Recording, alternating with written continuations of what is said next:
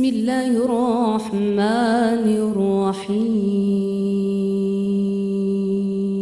السلام علیکم دوستوں، نئے آنے والے معزز سامعین سے گزارش ہے کہ جنہوں نے ابھی تک ہمارے چینل کو سبسکرائب نہیں کیا، برائے مہربانی ہمارے چینل کو سبسکرائب کریں اور بیل آئیکن کو ضرور پریس کریں تاکہ ہر نئی آنے والی ایپیسوڈ آپ کو بروقت مل سکے۔ ناول کراس کلب، مصنف مظہر کلیم ایم اے، ایپیسوڈ 8۔ یہ زیادتی نہیں ہے کہ ہماری بجائے C1 کو تمام اختیارات دے دیے اور ہمیں یوں باہر پھینک دیا جیسے دودھ سے مکھی کو نکالا جاتا ہے۔ مادام بشاری کے لہجے میں ہلکی سی تلخی تھی۔ دیکھو مادام، ہمارا یہ کام نہیں کہ ہم تنقید کرتے پھریں، ہم تو صرف بہرے ہیں۔ یہاں وہ چاہتا ہے ہمیں آگے بڑھا دیتا ہے، یہاں چاہتا ہے اٹھا کر ایک طرف رکھ دیتا ہے، اور ویسے بھی ٹھنڈے دل سے سوچا جائے تو اس مشن میں واقعی ہم بری طرح ناکام رہے ہیں۔ ماسٹر بلگرام نے دبے لہجے میں اسے سمجھاتے ہوئے جواب دیا۔ وہ کیسے؟ ابھی کام شروع ہی کہاں ہوا تھا؟ مادام بشاری کا لہجہ الجھا ہوا تھا۔ دیکھو تم اس حشر ترکی کو اپنے پیچھے لگا لائی، میرے ہاتھ سے وہ دو بار نکل گیا، اور تمہیں یہ بھی بتا دوں کہ چیف ماسٹر بے حد الجھی ہوئی چالیں چلتا ہے۔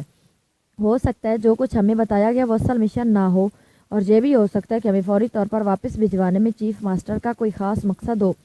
بہرحال اس سلسلے میں الجھنے کی ضرورت نہیں ہے، ماسٹر بلگرام نے جواب دیا اور پھر اخبار دوبارہ اٹھا لیا۔ مسافروں کے لیے ایک خصوصی اعلان۔ اچانک پائلٹ کی آواز طیارے میں گونجی اور تمام مسافر یہ اعلان سنتے بری طرح چونک پڑے۔ مسافروں کو اطلاع دی جاتی ہے کہ طیارے میں چند فنی خرابیوں کا پتہ چلا ہے۔ گو یہ خرابیاں خطرناک نہیں ہیں، لیکن بین الاقوامی ایئر سیفٹی قوانین کے مطابق ان کا فوری طور پر دور کیا جانا لازمی ہے، اس لیے طیارے کو واپس پاکیشیا ایئرپورٹ پر لے جایا جا رہا ہے، جہاں تھوڑی دیر میں یہ فنی خرابیاں دور کر دی جائیں گی۔ مسافر پریشان نہ ہو، اور اس تکلیف دہی کے لیے ہم بے حد معذرت خواہ ہیں۔ سب مسافروں کو ہدایات کی جاتی ہے کہ وہ سب اپنی اپنی جگہوں پر اطمینان سے بیٹھے رہیں۔ طیارے سے اترنے کے کسی مسافر کو اجازت نہ ہوگی۔ اعلان ختم ہوا۔ پائلٹ کی آواز میں گہرا اطمینان تھا، اس لیے مسافروں کے چہروں پر بس ہلکی سی تشویش کے آثار نمایاں ہوئے، لیکن زیادہ گھبراہٹ اور پریشانی نہیں پھیلی۔ یہ لوگ کیسے اتنی بڑی کمپنیاں بنا لیتے ہیں؟ انہیں چاہیے تھا کہ پہلے سے ہی ہر چیز ٹھیک کر لیتے، مادام بشاری نے بڑبڑاتے ہوئے کہا۔ ماسٹر بلگرام کی آنکھوں میں الجھن کے تاثرات نمایاں تھے، لیکن اس نے کوئی جواب نہ دیا۔ طیارہ واپس مڑ گیا تھا اور پھر چند لمحوں بعد انہیں سیفٹی بیلٹیں لگانے کی ہدایات کی گئی۔ ماسٹر بلگرام نے دیکھا کہ طیارہ ایئرپورٹ پر اترنے کے بعد ٹرمینل کی عمارت سے ہٹ کر ایک دور افتادہ جگہ پر جا کر رک گیا تھا، اور چند افراد جنہوں نے ہاتھوں میں بیگ پکڑے ہوئے تھے طیارے کے انجن پر سوار ہو گئے۔ ماسٹر بلگرام مطمئن ہو گیا کہ واقعی فنی خرابی دور کی جانے کی کوشش کی جا رہی ہے۔ طیارے کے دروازے چونکہ کھولے نہ گئے تھے، اس لیے سب لوگ اپنی اپنی نشستوں پر اطمینان سے بیٹھے رہے، اور پھر انہیں بیٹھے ہوئے جب آدھے گھنٹے سے زیادہ گزر گیا تو مسافروں نے احتجاج کرنا شروع کر دیا۔ جب احتجاج ضرورت سے زیادہ بڑھنے لگا تو پائلٹ بذات خود پیسنجر لاؤنج میں آ گیا اور اس نے بتایا کہ خرابیاں بس دور ہونے والی ہیں اور زیادہ سے زیادہ 10 منٹ بعد طیارہ دوبارہ پرواز کر جائے گا۔ پائلٹ کے بتانے پر مسافر مطمئن ہو گئے، لیکن 5 منٹ بعد ہی ماسٹر بلگرام نے دور سے ایک جیپ کو تیزی سے طیارے کی طرف بڑھتے دیکھا۔ وہ غور سے اس جیپ کو دیکھنے لگا اور جیپ طیارے کے نیچے آ کر رک گئی۔ اب ماسٹر بلگرام جیپ کو نہ دیکھ سکتا تھا۔ اس نے یہی سوچا کہ ہو سکتا ہے مزید انجینئر آئے ہوں، لیکن 2 منٹ بعد دروازہ کھلا اور 4 افراد یکے بعد دیگرے اندر داخل ہوئے، اور ماسٹر بلگرام نے دیکھ کر بری طرح چونک پڑا، کیونکہ آگے عمران تھا اور اس کے سر پر پٹیاں بندھی ہوئی تھی جیسے وہ زخمی ہو گیا ہو۔ اس کے پیچھے 3 اور آدمی تھے جو چہرے مہروں سے بے حد چوکنے اور محتاط نظر آ رہے تھے۔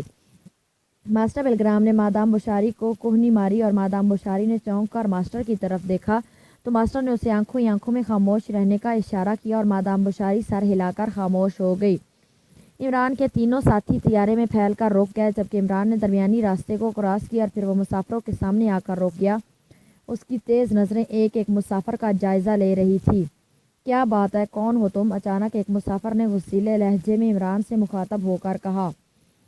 مجھے معلوم ہوا ہے کہ تم میں سے کسی کی بلی گم ہو گئی، اور اتفاق سے وہ بلی مجھے مل گئی، اس لیے میں نے سوچا کہ بلی واپس کر دوں۔ عمران نے بڑے معصوم سے لہجے میں جواب دیا، اور مسافر اسے یوں آنکھیں پھاڑ پھاڑ کر دیکھنے لگے جیسے وہ کوئی پاگل ہو۔ عمران کی تیز نظریں تمام مسافروں کو گھورتی رہی اور پھر اس نے قدم بڑھائے اور ماسٹر بلگرام اور مادام بشاری کے قریب آ کر رک گیا۔ کہیں وہ بلی آپ کی تو نہیں مادام؟ اس کی شکل آپ سے ملتی جلتی تھی، عمران نے بڑے مؤدبانہ لہجے میں کہا۔ You shut up nonsense. مادام بشاری کو عمران کی حرکت پر بے حد غصہ آ گیا تھا، اس لیے وہ بری طرح چیخ پڑی تھی۔ ओहो तो इसमें इतना नाराज़ होने की क्या बात है, एक नज़र देख तो लें बिल्ली को, इमरान ने कहा। और दूसरे लम्हे उसके तीनों साथी उनके सरों पर पहुंच गए। उन्होंने बड़ी फुर्ती से जेबों से रिवॉल्वर निकाल लिए थे। उन्हें रिवॉल्वर निकालते देखकर तमाम मुसाफिर बुरी तरह चौंक पड़े। इन्हें ले आओ, मैं इन्हें बिल्ली दिखा ही दूँ, शायद ये देखकर पहचान ले। इमरान ने बड़े बेनियाजाना लहजे में अपने साथियों से कहा और वापस दरवाजे की तरफ मुड़ गया। और दूसरे लम्हे उसके साथियों ने रिवॉल्वरों की नालें इन दोनों की गर्दनों से लगा दी। खबरदार, अगर कोई हरकत की तो यहीं ढेर कर देंगे, इन तीनों ने कहा। और इनके लहजे से नुमाया था कि वो जो कुछ कह रही हैं वो गुजरने की भी हिम्मत रखते हैं। और फिर मास्टर बिलग्राम तवील सांस लेता हुआ उठ खड़ा हुआ। मजबूरन मादाम बुशारी को भी उठना पड़ा। और फिर जैसे वो सीटों से निकलकर दरमियानी राहदारी में आए, इन दोनों के हाथ इंतहाई फुर्ती से पीछे खींचकर इनमें हथकड़ियाँ लगा दी गई और वो तीनों इन्हें धकेलते हुए दरवाजे से बाहर ले गए। तमाम मुसाफिर बुत्तों की तरह साकित बैठे ये सब कार्रवाई देखते रहे। अब आप लोग तसल्ली से जा सकते हैं, जिनकी बिल्ली थी उन्हें हमने ढूंढ लिया है, इमरान ने बड़े मासूम से लहजे में दूसरे मुसाफिरों से कहा। और फिर तेज़ी से दरवाजे से बाहर निकल गए। मास्टर बिलग्राम और मादाम बुशारी को तैयारे से नीचे लेकर जीप में बिठाया और जीप तेज़ी से वापस एयरपोर्ट की इमारत की तरफ दौड़ती चली गई। तुम लोग कौन हो और हमें क्यों इस तरह ले जा रहे हो? मास्टर बिलग्राम ने जीप में बैठते हुए पहली बार ज़बान खोली। कहा तो है तुम्हें बिल्ली दिखाने जा रहे हैं, इमरान ने बड़े संजीदा लहजे में कहा। तुम हो कौन? तुम नहीं जानते कि हम मैक्रीमी शहरी हैं और हमारे साथ ये ज़्यादती कर रहे हो? हम सफारती सतह पर इसका एहतजाज करेंगे, मादाम बुशारी ने इंतहाई गुस्सीले लहजे में चीखते हुए कहा। मोहतरमा, गुमशुदा बिल्ली किसी को दिखाना कोई जुर्म नहीं है, इमरान ने बड़े संजीदा लहजे में कहा। ये क्या तुमने बिल्ली बिल्ली की रट लगा रखी है? मुझे तो तुम पागल नज़र आते हो। मादाम के गुस्से के मारे बुरी हालत थी। आप मैक्रीमी हैं? इमरान ने बड़े मासूम से लहजे में मादाम से मुखातब होकर कहा। हाँ, मैं क्रीमी हूँ, हमारे पासपोर्ट तुम देख सकते हो, मादाम ने जवाब दिया। एक्रीमी ज़बान का एक लफ्ज़ है बुशारी, उसका मतलब क्या है? इमरान ने इस तरह मासूम लहजे में कहा कि क्या मतलब? मादाम का लहजा बेसाख्ता लड़खड़ा गया। मोहतरमा बुशारी एक्रीमी ज़बान में बिल्ली को कहते हैं, जैसे अंग्रेज़ी में कैट कहती हैं, समझ गई? बस बुशारी गुम हो गई थी, वो मुझे मिल गई, इमरान ने यूँ कहा जैसे उस्ताद बच्चे को सबक पढ़ाता है। तुम चाहते क्या हो इमरान? अचानक मास्टर बिलग्राम ने बड़े स्पॉट लहजे में कहा। ओहो, तो बिल्ली थैले से बाहर आ ही गई। इमरान ने मुस्कुराते हुए कहा, देखो तुम हम पर कोई इल्ज़ाम आयद नहीं कर सकते और फिर हम तो तुम्हारे मुल्क से वापस जा रहे हैं, तुम हमें वापस क्यों ले आए हो? मास्टर बिलग्राम ने कहा। ये जीप मुज़ाकरात की मुकम्मल नहीं हो सकती, इसलिए इत्मीनान से बैठो, मुज़ाकरात के लिए मैंने गोल मेज़ का इंतज़ाम कर रखा है, इमरान ने मुस्कुराते हुए कहा। और मास्टर बिलग्राम खामोश हो गया। जीप मुख्तलिफ रास्तों से गुजरने के बाद दानिश मंजिल के गेट पर पहुंचकर रुक गई। जीप के रुकते ही इमरान तेज़ी से बाहर आया और उसने फाटक खोलने वाला खुफिया बटन दबा दिया। फाटक के खुलते ही जीप को वो तेज़ी से अंदर बढ़ाए लिए गया। जीप बरामदे के पास रोककर उसने करीब बैठे हुए नौमानी से मुखातिब होकर कहा, नौमानी, इन्हें गेस्ट रूम में ले चलो, मैं अभी आता हूँ, इमरान ने जीप से उतरते हुए कहा। और फिर वह तेज़ी से एक तरफ बढ़ता चला गया। इमरान साहब, हमारे लिए मज़ीद क्या हुक्म है? नौमानी ने उसे रोकते हुए पूछा। इन्हें गेस्ट रूम में पहुंचाकर तुम वापस जा सकते हो, इमरान ने बगैर मुड़े कहा। और फिर आगे बढ़ता चला गया। और फिर बज़ाहिर तो वो टॉयलेट का दरवाज़ा खोलकर अंदर चला गया, लेकिन चंद लम्हों बाद वो टॉयलेट के खुफिया रास्ते से आकर ऑपरेशन रूम में पहुंच गया। इमरान साहब, एक कार के मुतालिक अभी अभी तनवीर ने इतला दी है कि उसमें मशकूक अफराद मौजूद हैं, ब्लैक ज़ीरो ने इमरान के दाखिल होते ही कहा। क्या मशकूक बात है इस कार में? इमरान ने कुर्सी पर बैठते हुए पूछा। तनवीर ने रिपोर्ट दी है कि जब वो शालीमार कॉलोनी के चौक में पहुंचा तो वहां स्याह रंग की एक बड़ी सी कार एक दरख्त के नीचे खड़ी थी। जब तनवीर की कार उसके करीब पहुंची तो उस लम्हे इमारत में बम का धमाका हुआ। उसका नतीजा ये हुआ कि तनवीर ने बेख्तियार कार रोक ली। उसी लम्हे उसकी नज़रें इस कार में सवार अफराद पर पड़ी। कार में 2 आदमी सवार थे, दोनों गैर मुल्की थी और इनमें से एक ने वाज़ेह तौर पर अंग्रेज़ी मुहावरे में खस काम जहाँ पाक कहा और इसके साथ ही कार तेज़ी से आगे बढ़ गई। हालांकि फितरी तौर पर उन्हें धमाके के बाद सूरत हाल मालूम करने के लिए नीचे उतरना चाहिए था। इस पर तनवीर मशकूक हो गया और उसने आगे बढ़ने की बजाय उस कार का ताक़ुब करने का फ़ैसला किया। कार शालीमार कॉलोनी से निकल कर मुख्तलिफ सड़कों पर घूमती हुई वहीं यूनिट कॉलोनी की कोठी नंबर 12 में चली गई और अभी तक वहीं है।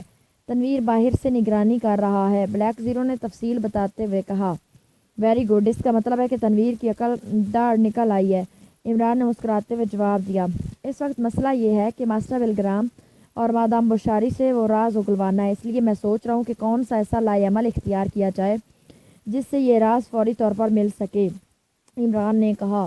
ہاں سر، سلطان کا فون آیا تھا کہ میزائلوں کے اڈے سے ایک عجیب و غریب قسم کا کیمرہ ملا ہے جو بظاہر ایک قلم نظر آتا ہے، لیکن شک پڑنے پر جب سائنسدانوں نے اس کا تجزیہ کیا تو وہ کیمرہ ثابت ہوا۔ انہوں نے کہا کہ اس جدید ترین کیمرے کی موجودگی کسی سازش کا نتیجہ ثابت ہو سکتی ہے۔ بلیک زیرو نے کہا، اوہ وہ کیمرہ کہاں ہے؟ عمران نے چونکتے ہوئے پوچھا۔ وہ تو وہیں ہوگا، میں نے پوچھا نہیں، بلیک زیرو نے جواب دیا۔ تم ایسا کرو کہ وہ کیمرہ فوراً منگوا لو، یقیناً اس کیمرے سے اڈے کی فلم اتاری گئی ہوگی۔ اس کیمرے کی ساکھ سے ہمیں اندازہ ہو جائے گا کہ یہ راز کس صورت میں بھیجا جا رہا ہے۔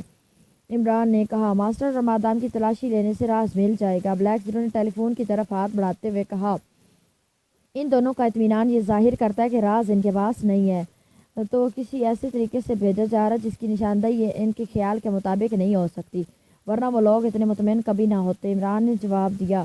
اوکے، بلیک زیرو نے کہا، پھر اس نے سر سلطان کے نمبر گھمانے شروع کر دیے۔ رابطہ قائم ہوتے ہی اس نے فوری طور پر کیمرہ دانش منزل بھجوانے کے لیے کہا اور ریسیور رکھ دیا۔ میں تنویر کے پاس جا رہا ہوں، میں خود کوٹھی کے اندر جا کر حالات کا جائزہ لوں گا۔ تم ایسا کرو کہ تمام ممبروں کو مسلح کر کے کوٹھی کے گیٹ پھیلا دو، میں D14 پر انہیں ہدایات دوں گا۔ ہماری واپسی تک ان دونوں کا خیال رکھنا، پھر کہیں یہ نکل نہ جائیں۔ عمران نے اٹھتے ہوئے کہا اور بلیک زیرو نے سر ہلا دیا۔ باس، پاسپورٹ اور ویزے آج شام تک تیار ہو جائیں گے، مارشل نے کمرے میں داخل ہوتے ہوئے کہا۔ او، پھر تم ایسا کرو کہ شام کی کسی فلائٹ میں ریزرویشن کرا لو، اب میں جلد از جلد اس ملک سے جانا چاہتا ہوں۔ C1 نے ہاتھ میں پکڑی ہوئی کتاب ایک طرف رکھتے ہوئے کہا۔ وہ دونوں ابھی ابھی 1 یونٹ کالونی کی اس کوٹھی میں پہنچے تھے۔ میں نے ریزرویشن کے لیے ابھی ایک ٹریولنگ ایجنسی سے بات کر لی ہے، مارشل نے کرسی پر بیٹھتے ہوئے کہا۔ اس عمارت کی تباہی کے بعد وہاں کی صورتحال کے بارے میں کوئی رپورٹ ملی ہے؟ C1 نے پوچھا۔ میں معلوم کرتا ہوں، مارشل نے اٹھتے ہوئے کہا۔ ہاں معلوم کرو، ہمیں دشمن کی طرف سے بھی ہوشیار رہنا چاہیے، C1 نے بڑے سنجیدہ لہجے میں کہا۔ اب دشمن رہا کہاں؟ سب سے خطرناک آدمی تو حشر ترکی تھا، وہ تو عمارت کے ساتھ ہی ختم ہو گیا، مارشل نے مسکراتے ہوئے کہا۔ پھر بھی جب تک ہم اس ملک میں موجود ہیں ہمیں حالات سے باخبر رہنا چاہیے، C1 نے تحکمانہ لہجے میں کہا اور مارشل اس بات میں سر ہلاتا ہوا کمرے سے باہر نکلتا چلا گیا۔ اس کے باہر جاتے ہی C1 نے کرسی کے قریب پڑے ہوئے ایک بریف کیس کو اٹھا کر سامنے موجود میز پر رکھا اور اسے کھول کر اس میں سے کلر باکس جتنا ڈبہ نکال لیا۔ بریف کیس میں اس کلر باکس کے علاوہ بھی مصوری کا سارا سامان موجود تھا۔ کلر باکس ایکریمیا کی کسی کمپنی کا بنا ہوا تھا۔ C1 نے کلر باکس کو کھولا، اس میں مختلف رنگوں کی ڈلیاں ایک ترتیب سے چھوٹے چھوٹے خانوں میں رکھی ہوئی تھی اور اس کے ساتھ 2 نفیس قسم کے برش بھی تھے۔ C1 نے گہرے سرخ رنگ کی ایک ڈلی کھانے میں سے نکالی، کھانے کے عین درمیان میں ایک باریک سا سوراخ تھا۔ C1 نے ایک برش اٹھا کر اس کا نچلا حصہ جو خاصا پتلا تھا اس سوراخ میں ڈال دیا اور برش کو چھوڑ دیا۔ اب برش سیدھا کھڑا تھا۔ C1 نے دوسرا برش اٹھایا اور اس کی ڈنڈی کے سرے سے اس نے مختلف رنگوں کی ڈلیوں کو دبانا شروع کر دیا اور اس طرح ڈلیوں کو دبا رہا تھا کہ کبھی برش سفید رنگ کی ڈلی پر پڑتا اور پھر ایک دم ہٹ کر تیسری پنک رنگ کی ڈلی پر پہنچ جاتا۔ اس کا اندازہ ایسا تھا جیسے وہ ہارمونیم بجا رہا ہو۔ 2-3 بار ایسا کرنے کے بعد اس نے ہاتھ میں پکڑے ہوئے برش کے بالوں کو کھانے میں کھڑے ہوئے برش کے بالوں سے ٹکرا دیا۔ دونوں برشوں کے بالوں سے ٹکراتی اچانک کلر باکس میں سے ہلکی سی گونج پیدا ہوئی اور C1 نے برش ایک طرف رکھ کر انگلی کی مدد سے مختلف ڈلیوں کو زور سے اور آہستہ دبانا شروع کیا۔ دوسرے لمحے گونج ختم ہو گئی اور ایسی آواز شروع ہو گئی جیسے سمندر کی تیز لہریں ساحل کے ساتھ سر پٹخ رہی ہوں۔ C1 نے اب ایک رنگ کی ڈلی پر انگلی رکھی اور اسے جیسے ہی دبایا لہروں کی بجائے ایک آواز کلر باکس سے نکلی۔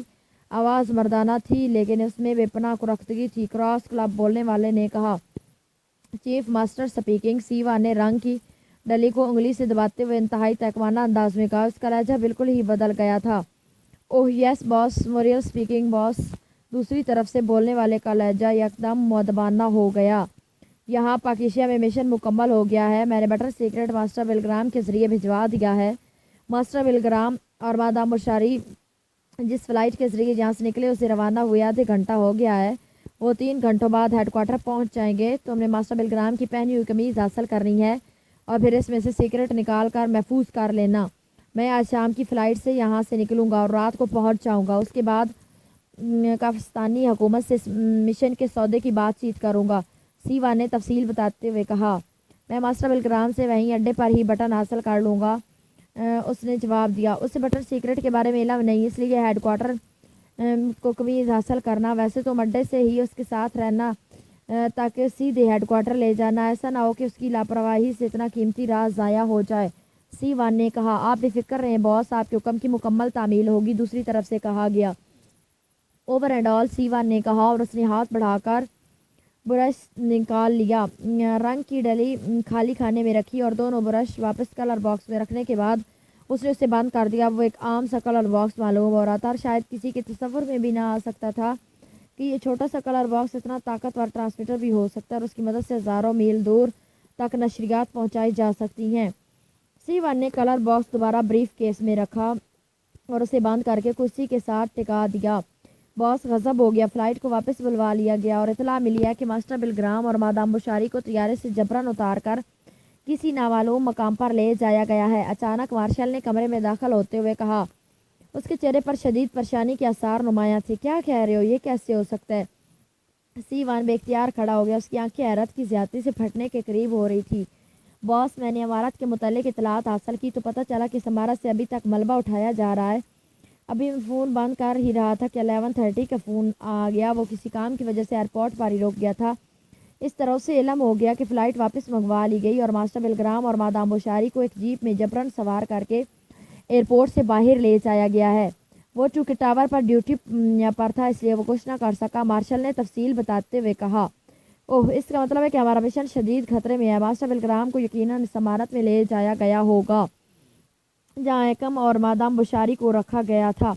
سی-1 نے بگڑے ہوئے لہجے میں کہا مگر باس، وہ بٹن سیکرٹ کیسے حاصل کر سکتے ہیں جبکہ ماسٹر بلگرام کو خود بھی اس کے متعلق علم نہیں اور شاید ان کے تو تصور میں بھی کبھی نہیں آ سکتا کتنا قیمتی راز ایک عام سے بٹن میں ہو سکتا ہے۔ مارشل نے جواب دیا ہاں، میری احتیاط کام آ گئی۔ اگر ماسٹر بلگرام کو اس کے متعلق علم ہوتا تو وہ تشدد کا کوئی بھی حربہ استعمال کر کے یہ سیکرٹ حاصل کر لیتے۔ کم از کم اب وہ ماسٹر بلگرام اور مادام بشاری سے تو اس کے متعلق کچھ حاصل نہیں کر سکتے، لیکن ہمیں فوری طور پر ان دونوں کو وہاں سے نکالنا ہوگا۔ دیر ہو جانے کی صورت میں کچھ بھی ہو سکتا ہے۔ سی-1 نے بے چینی سے ٹہلتے ہوئے کہا۔ اس کے چہرے پر شدید پریشانی کے آثار نمایاں تھے۔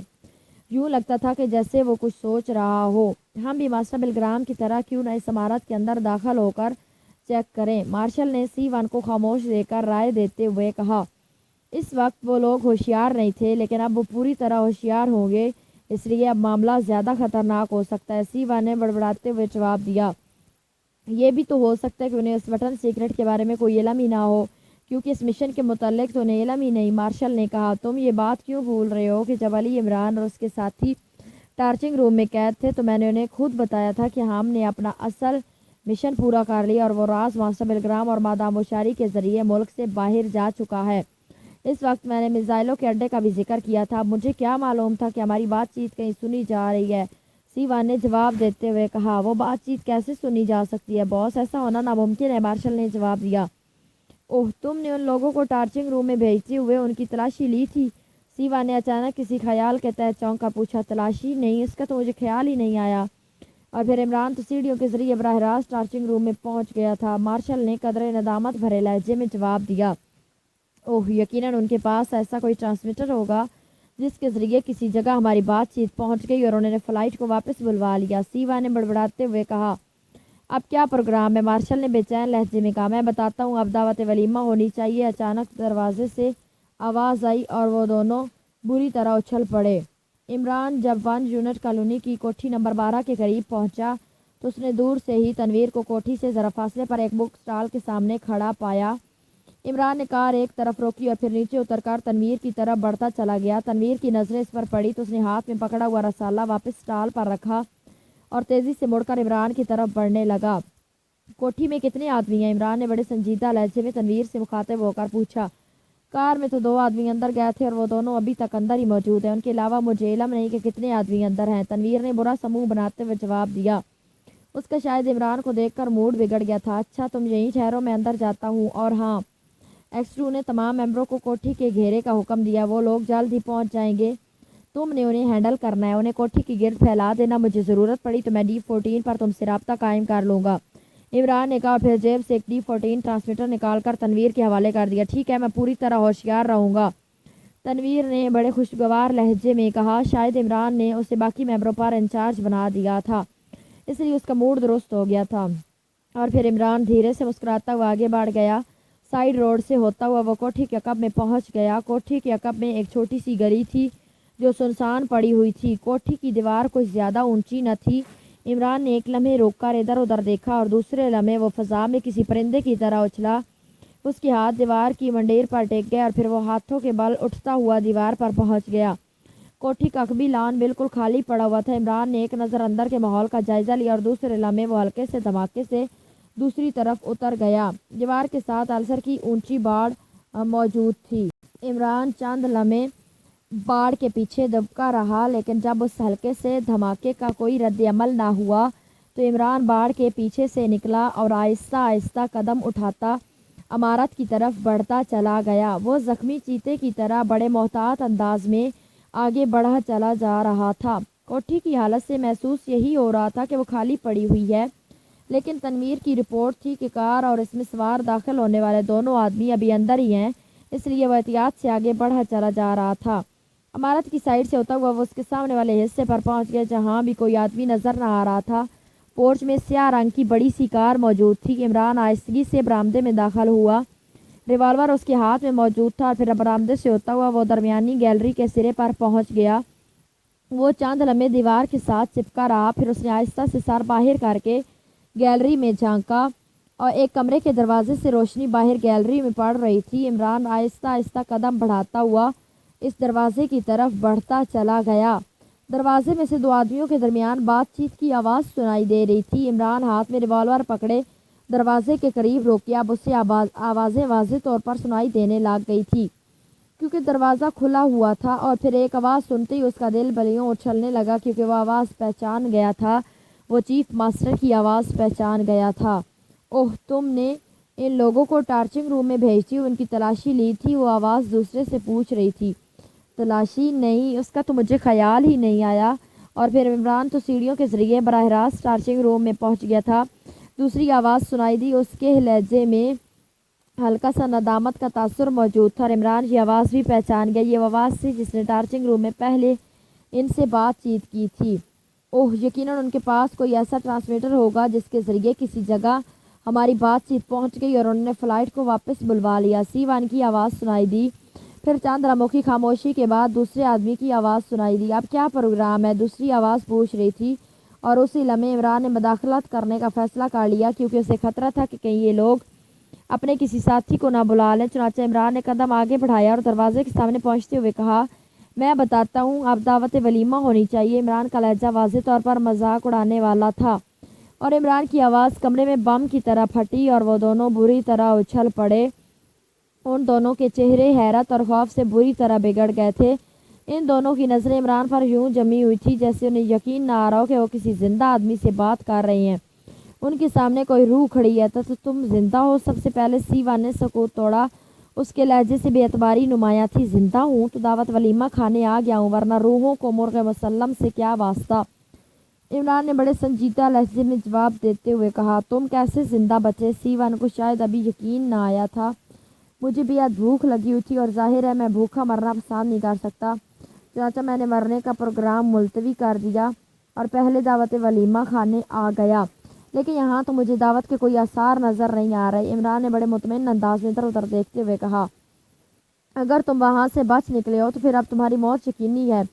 C1 نے اس بار قدر سخت لہجے میں کہا اور وہ حیرت کے پہلے زبردست جھٹکے سے سنبھل جانے میں کامیاب ہو گیا تھا۔ اب مارشل کے چہرے پر بھی حیرت کی بجائے غصے کے آثار نمایاں ہونے لگے تھے۔ میری موت تو بہرحال یقینی ہے، ہر انسان ایک نہ ایک روز مرنا ہے، لیکن میں کم از کم اپنی حیثیت سے کم آدمی کے ہاتھوں مرنا پسند نہیں کر سکتا۔ مجھے مارنے کے لیے تو اپنے چیف ماسٹر کو بلواؤ۔ عمران نے مسکراتے ہوئے جواب دیا، چیف ماسٹر کو تکلیف دینے کی کیا ضرورت؟